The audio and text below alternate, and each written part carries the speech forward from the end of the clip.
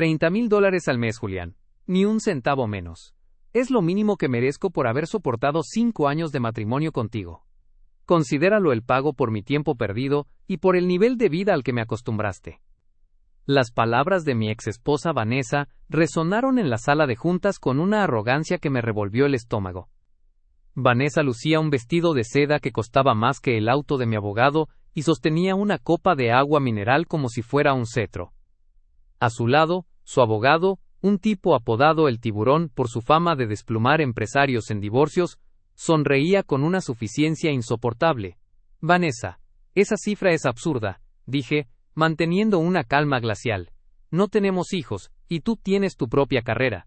El acuerdo prenupcial era claro. El acuerdo prenupcial fue firmado bajo presión, según mi cliente, intervino el abogado de Vanessa, deslizando una carpeta gruesa sobre la mesa. Además, hemos rastreado tus participaciones en la constructora, las acciones en el fondo de inversión, y la propiedad en la costa. Estamos solicitando el 50% de todo, más la pensión compensatoria. El juez no verá con buenos ojos que un magnate deje a su amada esposa en la calle. Vanessa me miró con un destello de triunfo en sus ojos verdes. Ella pensaba que me tenía acorralado. Durante el último año de nuestro matrimonio, la vi transformarse. De la mujer sencilla que conocí, a una estratega que solo hablaba de yates, viajes y seguridad financiera. Lo que ella no sabía era que yo también la había estado observando. Había visto sus llamadas nocturnas con el Tiburón meses antes de pedirme el divorcio, y había escuchado cómo planeaba limpiarme las cuentas para irse con su amante a Europa. Tienen un problema técnico, señores, dije, cerrando la carpeta sin siquiera leerla. Ustedes están demandando a una persona que, legalmente, no posee nada de lo que mencionan. Vanessa soltó una carcajada seca. No me hagas reír, Julián. Todos saben que eres el dueño de Grupo Nexus. Las revistas de negocios te ponen en la lista de los más ricos del país. ¿Qué vas a decir ahora? ¿Que eres pobre? No soy pobre, Vanessa. Simplemente soy un empleado, respondí con una sonrisa leve. Verán, hace exactamente 11 meses, mucho antes de que presentaras la demanda de divorcio, realicé una reestructuración patrimonial completa. El abogado de Vanessa frunció el ceño. ¿De qué estás hablando? Grupo Nexus. Las propiedades y las cuentas de inversión fueron traspasadas legalmente a un fideicomiso irrevocable de beneficio social y familiar, administrado por una entidad en el extranjero, explicó mi abogado, abriendo su propio maletín. Bajo las leyes actuales, esos activos ya no forman parte del patrimonio personal de Julián.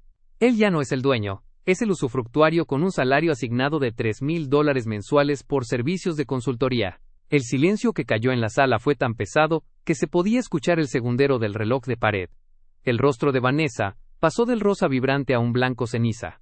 Ella pensaba que me dejaría en la ruina con una demanda, sin saber que mis activos ya no me pertenecen, pero siguen bajo mi control. ¡Eso es fraude!, gritó Vanessa, levantándose de la silla y golpeando la mesa. Hiciste eso para no darme nada. Es ilegal ocultar bienes. No oculté nada, Vanessa, respondí, poniéndome de pie. Todos los traspasos están registrados, pagaron sus impuestos correspondientes y se realizaron cuando aún estábamos felizmente casados, bajo la premisa de protección patrimonial a largo plazo que tú misma firmaste en una cena donde estabas demasiado distraída con tu teléfono para leer lo que te puse enfrente. Vanessa miró a su abogado, buscando una salida, pero el Tiburón estaba revisando los documentos de mi abogado con una expresión de horror. Él sabía lo que significaba un fideicomiso irrevocable bien estructurado. Era una fortaleza inexpugnable. Legalmente, Julián solo dispone de su salario de $3,000, dijo mi abogado. Por lo tanto, la pensión compensatoria, basada en sus ingresos actuales, sería de aproximadamente $500 al mes. Y sobre el 50% de las propiedades, bueno, no se puede dividir lo que no le pertenece al demandado. Vanessa se desplomó en su silla. El castillo de naipes que había construido durante meses se estaba desmoronando frente a sus ojos. Ella pensaba que el divorcio sería su billete de lotería, sin saber que yo había convertido el premio en humo legal mucho antes de que ella comprara el boleto. La audiencia es mañana, Vanessa, dije, caminando hacia la puerta. Espero que te gusten esos $500. Tal vez te alcancen para pagar el mantenimiento del vestido que llevas puesto, porque el estilo de vida de lujo se acaba hoy a las 5 de la tarde. Salí de la sala de juntas sintiendo un peso enorme quitarse de mis hombros. Ella pensaba que me dejaría en la calle, sin saber que yo ya había mudado mi casa a un lugar donde ella nunca tendría las llaves. La auditoría de su ambición acababa de empezar, y el saldo para ella era de cero absoluto. El tribunal de familia estaba rodeado de periodistas. Vanessa se había encargado de filtrar que el magnate de la construcción estaba intentando dejar a su esposa en la miseria. Entró a la sala con un aire de mártir, secándose lágrimas inexistentes ante las cámaras, confiada en que el juez se dejaría llevar por el drama mediático. Señoría, comenzó el tiburón, el abogado de Vanessa, con voz engolada, estamos ante un caso evidente de ocultación de activos. El señor Julián ha transferido una fortuna estimada en $50 millones a un fideicomiso oscuro, semanas antes de la ruptura. Es una maniobra de mala fe para despojar a mi cliente de sus derechos gananciales. Exigimos que se levante el velo corporativo y se declaren nulos esos traspasos. El juez, un hombre de mirada severa y pocas palabras, revisó los folios y luego me miró a mí. Yo permanecía impasible, con un traje sencillo y sin ninguna joya ostentosa. Señor Julián, su defensa alega que usted vive con un salario de $3,000 mensuales, dijo el juez. ¿Cómo explica entonces que siga utilizando vehículos de alta gama y que la sede de Grupo Nexus siga operando bajo su mando? Me puse de pie con calma. Señoría, yo no utilizo vehículos de mi propiedad. Son vehículos de la flota operativa del fideicomiso, asignados para mi labor de consultoría. En cuanto a la sede, yo ya no tomo decisiones administrativas de propiedad. Soy un asesor técnico. Pero si le preocupa el destino de esos fondos, me gustaría que revisara quién es el beneficiario principal e irrevocable de dicho fideicomiso. Mi abogado entregó un documento sellado. Vanessa sonreía, convencida de que el nombre en el papel sería alguna cuenta secreta en el extranjero, o una amante ficticia, que la ayudaría a ganar el caso por infidelidad. Ella pensaba que me robaba el futuro, sin saber que yo ya lo había puesto a nombre de la única persona en la que confío, susurré, mientras el juez leía el documento en silencio. El juez arqueó una ceja y miró a Vanessa con una mezcla de lástima y reproche. Aquí consta, dictaminó el juez, que el beneficiario único y absoluto del 90% de los rendimientos del fideicomiso Nexus es la Fundación para el Cuidado de la Salud Infantil, y el 10% restante está destinado a una cuenta de ahorro educativo para... El juez hizo una pausa. El hijo que la señora Vanessa esperaba y que según estos registros médicos adjuntos, ella interrumpió legalmente en secreto hace 2 meses sin informar a su marido. El silencio en la sala fue tan absoluto que el zumbido del aire acondicionado pareció un grito. Vanessa se quedó lívida. El papel que mi abogado entregó no era solo legal, era una bomba emocional. Yo había descubierto su secreto. Ella había abortado al hijo que decíamos buscar, el mismo día que se reunió con su abogado para planear el divorcio, porque un niño arruinaría sus planes de viajar por el mundo con el dinero de la pensión. Señoría, continuó mi abogado, mi cliente creó este fideicomiso pensando en el futuro de una familia que la señora Vanessa ya había decidido destruir. No hubo mala fe contra la esposa, sino buena fe hacia un hijo que ya no existe y hacia una causa benéfica. Los traspasos se hicieron ante notario, y con el consentimiento firmado de la señora, quien en ese entonces aceptó que la fortuna debía ser protegida para los herederos. Vanessa saltó de su asiento, fuera de sí. ¡Eso es mentira! ¡Me engañaste para que firmara! ¡Ese dinero es mío! ¡Yo merezco vivir como una reina! Señora Vanessa, guarde silencio, ordenó el juez con frialdad. Los documentos son impecables. El señor Julián no es dueño de esos activos. El dueño es una entidad de beneficencia. Usted no puede pedir el 50% de las donaciones a niños con cáncer. En cuanto a la pensión, dado que usted es una mujer joven, con título universitario y capacidad laboral, y dado que los ingresos demostrables de su exmarido son de $3,000, se fija una pensión de $600 mensuales por un periodo de un año. ¿$600? Gritó Vanessa, mirando a su abogado. Eso no paga ni mi cuenta de maquillaje. Tiburón, haz algo. El tiburón simplemente cerró su maletín. Sabía que había perdido. No se puede pelear contra una estructura que regala el dinero a la caridad. Cualquier intento de revertir el fideicomiso pondría a Vanessa en contra de la opinión pública y de una fundación legítima. Salí de la sala mientras Vanessa le gritaba insultos a su propio equipo legal. En el pasillo, me detuvo un momento. «Me las vas a pagar, Julián», siseó con los ojos inyectados en odio. «Te quedaste sin nada por tal de no darme a mí. Eres un estúpido». Te equivocas, Vanessa, respondí, mirándola con una compasión que la enfureció aún más. Yo sigo teniendo el control de las empresas, sigo teniendo mi trabajo, y sigo teniendo mi conciencia tranquila. Tú, en cambio, acabas de perderlo todo. El dinero que tanto ambicionabas, el respeto del juez y la familia que despreciaste. Disfruta tus $600. Sospecho que tu amante no tardará en dejarte cuando sepa que ya no eres la heredera que le prometiste. Ella pensaba que me quitaba la paz con una demanda, sin saber que el precio de su libertad iba a ser la pobreza que ella misma sembró con su codicia. La auditoría de su traición había terminado, y el saldo para ella era una soledad que ningún cheque podría llenar. 3 meses después de la sentencia, Vanessa vivía en un departamento de una sola habitación que olía a humedad y a derrota. Los $600 de pensión apenas cubrían el alquiler y las deudas de las tarjetas de crédito que había reventado antes del divorcio. Su amante, tal como lo predije, desapareció en cuanto se dio cuenta de que no habría yates ni lujos compartidos. Pero Vanessa no era de las que se rendía sin intentar quemar la casa del vecino. Si no puedo tener tu dinero, Julián, me encargaré de que tú tampoco tengas un negocio, murmuró Vanessa frente al espejo, mientras se maquillaba para su reunión con Ricardo, el mayor rival de Grupo Nexus.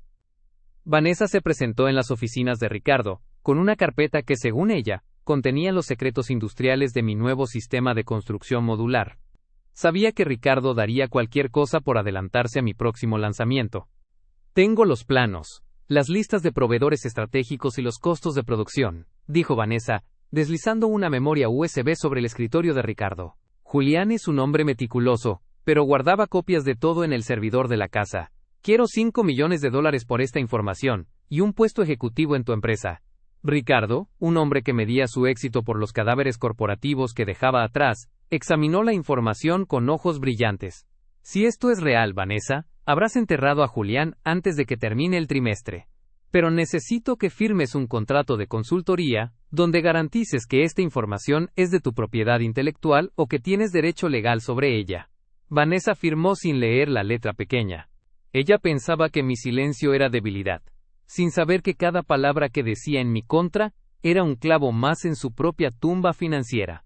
Lo que Vanessa olvidó, cegada por su sed de venganza, es que durante nuestro matrimonio ella fungió como directora de Relaciones Públicas de Grupo Nexus, un puesto decorativo que yo le di para que se sintiera importante, pero que la obligó a firmar un contrato de confidencialidad y no competencia con alcance global. 2 días después, mientras Vanessa cenaba con Ricardo celebrando su nuevo comienzo, mi equipo legal entró al restaurante acompañado de un notario y un actuario del Tribunal de Comercio. Buenas noches, Vanessa. Ricardo, dije, apareciendo detrás de ellos con una calma que los dejó gélidos. Veo que están celebrando. Espero que la comida sea excelente, porque es probable que sea la última que puedas pagar en mucho tiempo. ¿Qué haces aquí, Julián? Chilló Vanessa levantándose. Vete. No tienes nada que hacer aquí. Estoy con mi nuevo socio. En realidad, tengo todo que hacer aquí, respondí, dejando un documento sobre la mesa. Vanessa, acabas de activar la cláusula 14.2 de tu contrato de permanencia con Grupo Nexus. Al entregar información confidencial a un competidor directo, no solo has invalidado tu pensión alimenticia de inmediato, sino que has activado una cláusula penal por daños y perjuicios de $3 millones. Ricardo soltó la memoria USB como si quemara. ¿De qué está hablando Vanessa? Dijiste que tenías derecho legal sobre esto. Y no solo eso, Ricardo, continué, mirando a mi rival. El contrato de consultoría que ella te firmó incluye una cláusula de indemnización por inducción al incumplimiento. Si utilizas un solo byte de esa información, el fideicomiso Nexus, sí, el mismo que ayuda a los niños con cáncer, demandará a tu empresa por el triple de su valor de mercado. ¿Realmente quieres que la prensa publique que Ricardo intentó robarle fondos a una fundación benéfica, usando a una exesposa despechada? Ricardo miró a Vanessa con un asco infinito. Se levantó, tomó su saco y se dirigió a la salida sin decir una sola palabra. La dejó sola con la cuenta y con mi equipo legal. Me tendiste una trampa, gritó Vanessa, las lágrimas de rabia corriendo por su rostro. Tú sabías que vendría con él. No, Vanessa. Yo sabía quién eras tú, sentencié. Sabía que tu ambición no te dejaría irte en paz. Te di la oportunidad de vivir con dignidad con esos $600, pero preferiste intentar venderme por trozos. Ahora, el fideicomiso iniciará el embargo de tu cuenta bancaria y de cualquier activo que intentes adquirir en el futuro hasta cubrir la penalización. Me acerqué a ella y le hablé al oído, con una voz que solo ella podía escuchar.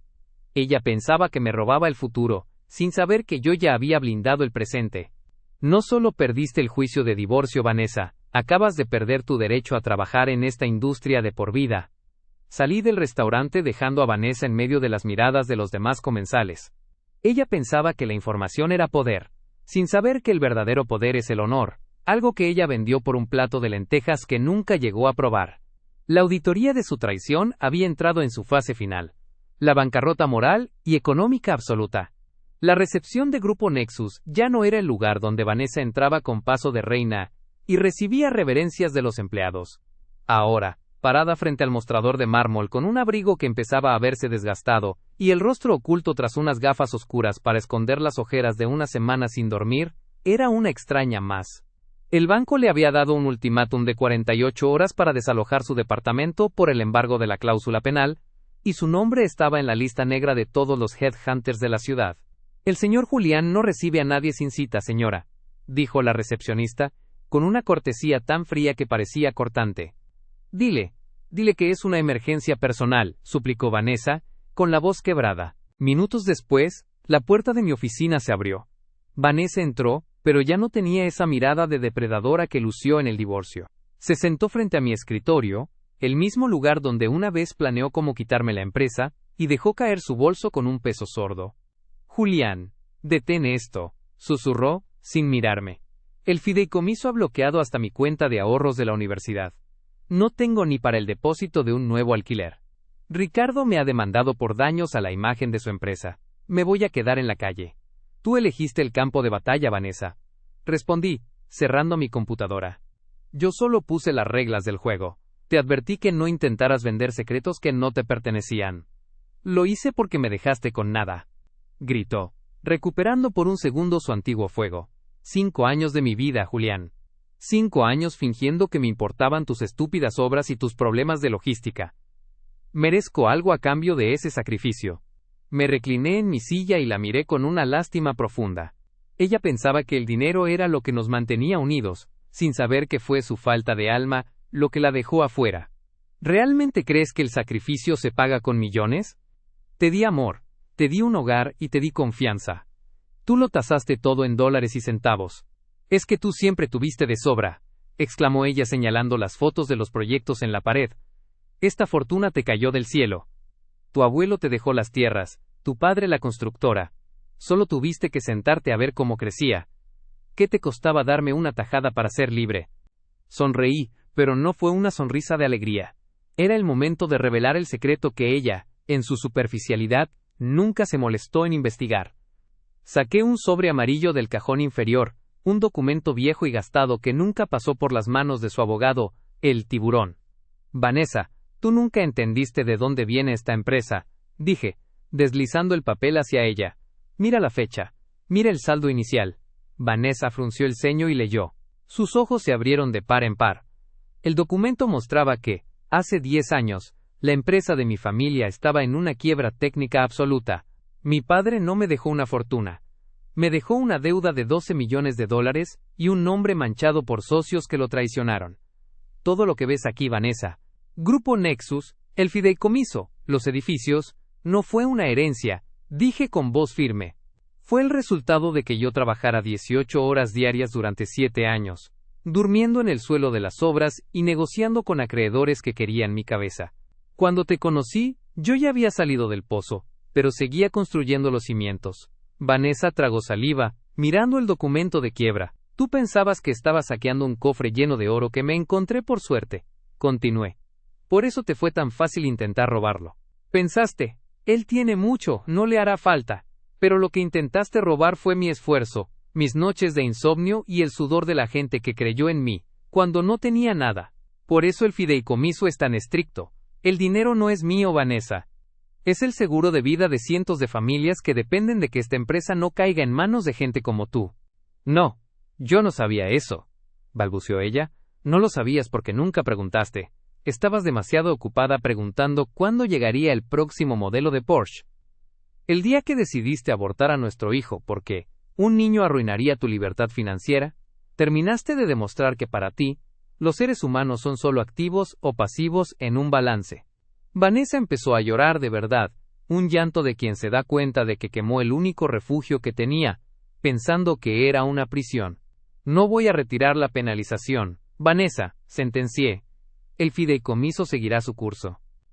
Pero, como un último acto de la persona que alguna vez te amó, he dado instrucciones para que se te asigne un salario mínimo de subsistencia y un pequeño departamento en una de nuestras unidades de interés social en las afueras. No tendrás lujos, no tendrás seda, y tendrás que trabajar en la oficina de archivos de la fundación si quieres mantener ese techo. ¿Archivos? ¿En las afueras? Ella me miró horrorizada. ¿Es eso o la calle, Vanessa? Allí aprenderás lo que es ganar el pan sin intentar quitárselo a otros. La auditoría de tu alma ha terminado. El veredicto es que necesitas empezar de cero, desde el barro, para ver si algún día logras entender el valor de las cosas que no se compran con un cheque. Vanessa tomó su bolso y caminó hacia la puerta, derrotada. Ella pensaba que la riqueza era una cifra en el banco, sin saber que la verdadera riqueza es el honor de haber construido algo que nadie pueda quitarte. Salió de mi oficina, y por primera vez en años el aire en la habitación se sintió limpio. El aire en la oficina de archivos de la Fundación Nexus no olía a perfume francés ni a cuero italiano. Olía a papel viejo, a humedad y al café barato que los voluntarios preparaban desde las 6 de la mañana. Vanessa estaba sentada frente a una computadora de hace 5 años, registrando las facturas de los medicamentos oncológicos que el fideicomiso compraba para los niños de la zona. Sus manos, que antes lucían anillos de diamantes, ahora tenían pequeñas manchas de tinta y la piel seca por el manejo constante de documentos. Vivía en un departamento de 40 metros cuadrados en la periferia, donde el ruido del transporte público era su única banda sonora. Ella pensaba que el castigo era la pobreza, sin saber que el castigo era verse obligada a ser honesta, murmuré para mí mismo mientras revisaba los reportes de productividad de la fundación desde mi oficina central. Un martes por la tarde, la puerta de la oficina de archivos se abrió con estrépito. Entró un hombre vestido con un traje de lino impecable y gafas de sol de diseñador. Era Adrián, uno de los antiguos amigos del círculo social más exclusivo de Vanessa, un hombre que solía adularla en las galas de caridad cuando ella era la esposa del magnate. «¿Vanessa? ¿De verdad eres tú?», preguntó Adrián, bajándose las gafas con una mueca que mezclaba la sorpresa con la burla.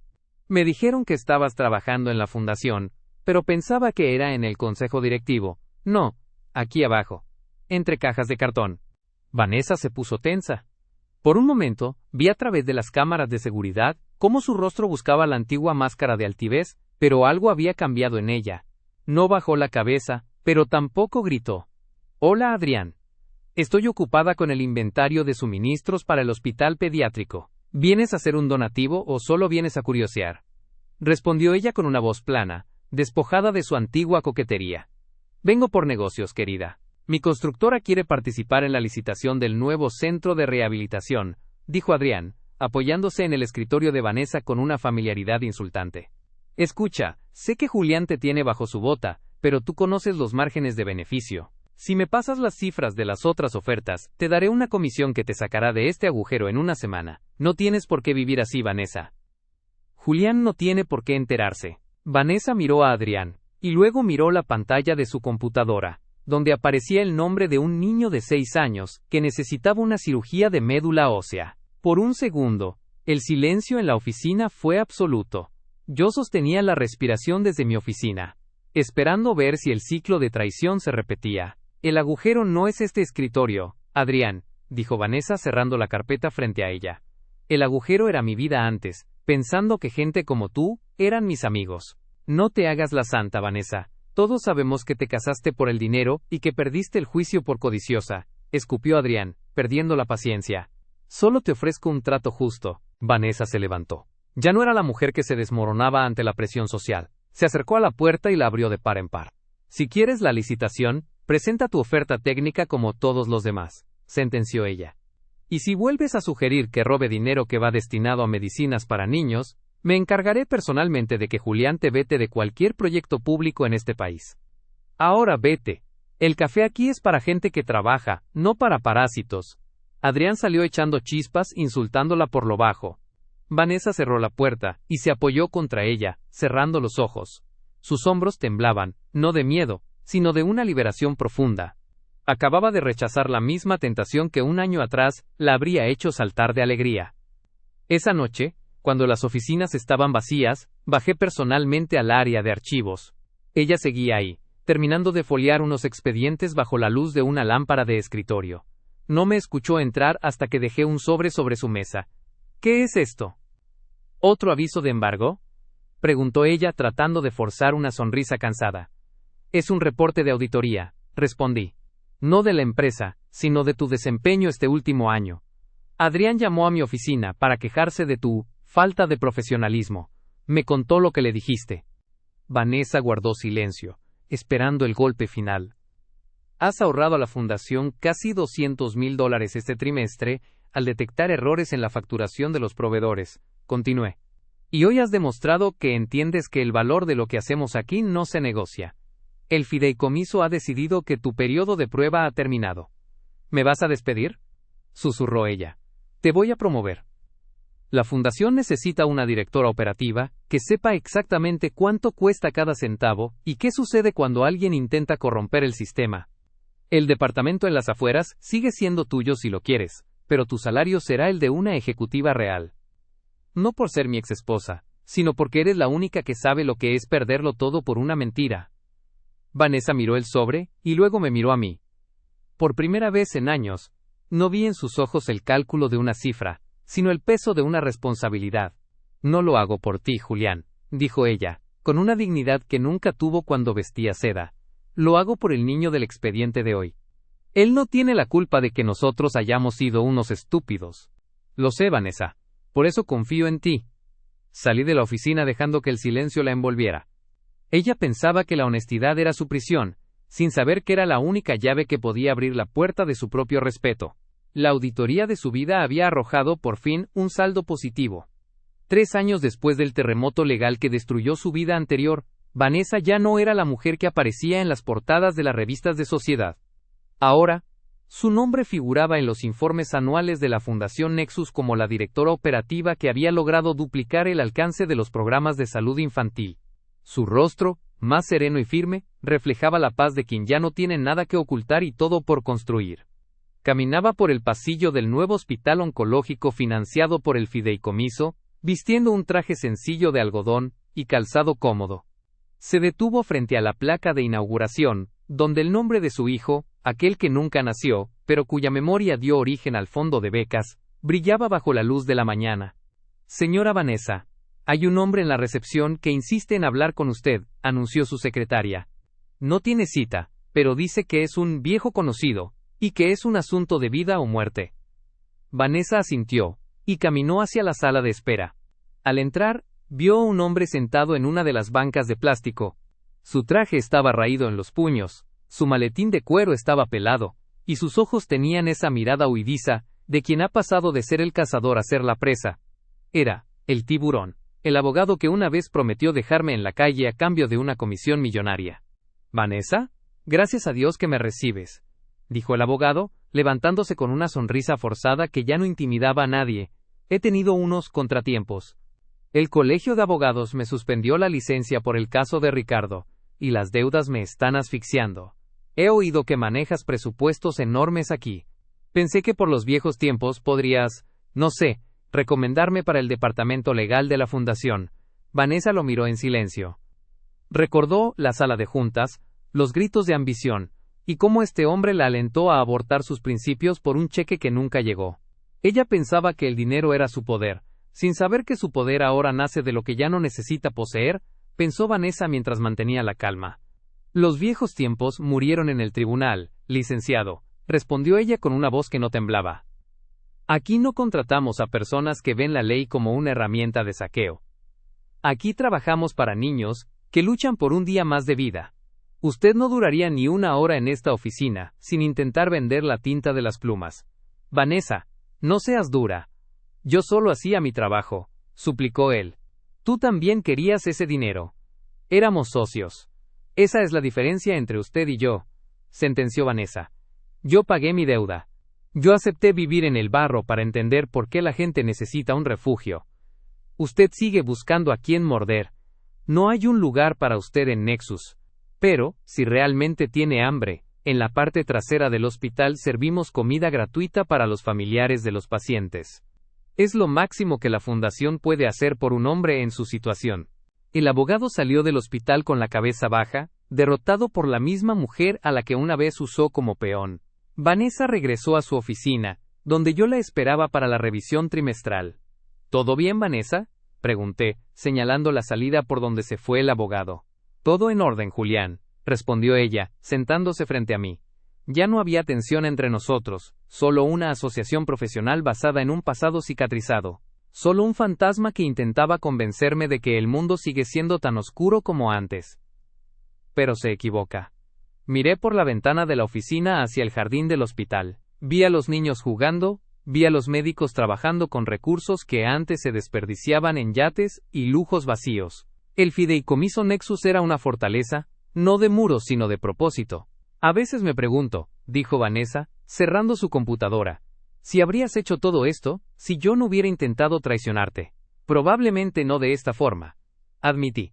Tu ambición fue el fuego que me obligó a blindar lo que más quería. Al final, tu error salvó a miles de personas que ni siquiera conoces. Vanessa sonrió de verdad. Ya no era la sonrisa de una reina, sino la de una arquitecta. Ella pensaba que la riqueza era una cifra en el banco, sin saber que la verdadera riqueza es el honor de haber transformado una traición en una bendición. La auditoría final de nuestras vidas había arrojado el único resultado que importaba. El capital moral estaba intacto. El pasado ya no era una deuda, sino el cimiento de un futuro donde las cuentas estaban, por fin, saldadas.